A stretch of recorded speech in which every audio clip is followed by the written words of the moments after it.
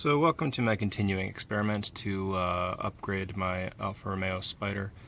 And by upgrade I mean just get it clean so that it's running in as peak a condition as I can get it. So right here is the AAV, the auxiliary air valve.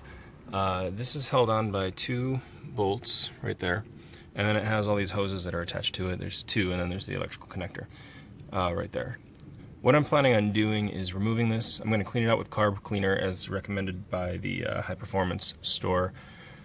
And hopefully I can get that thing working properly. I suspect that it's probably not been cleaned in a very long time, if ever. And as I read online, these can get kind of gummed up and dirty, especially if the car is burning oil, which mine certainly was. I just had the head gasket replaced, and that seems to have helped with some of my oil consumption.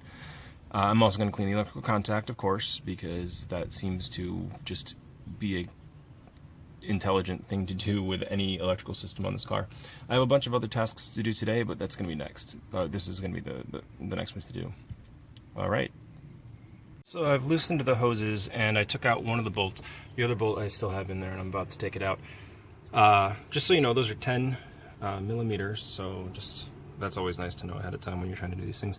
Also, these electrical connections, there's a lot of these, and you want to be pretty careful the way you remove them.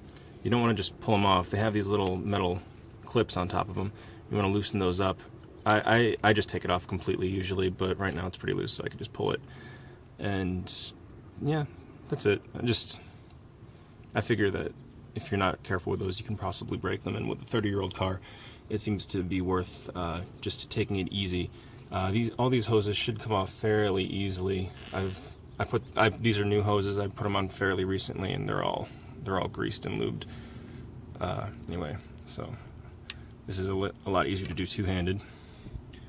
And yeah, that's it. This one's almost out. I'm going to take that out and clean it with carb cleaner. So this is my auxiliary air valve. I put it in the freezer. It's really cold. It's not very comfortable to hold right now. I was trying to see what happens if I put it in there, and this opened up a little.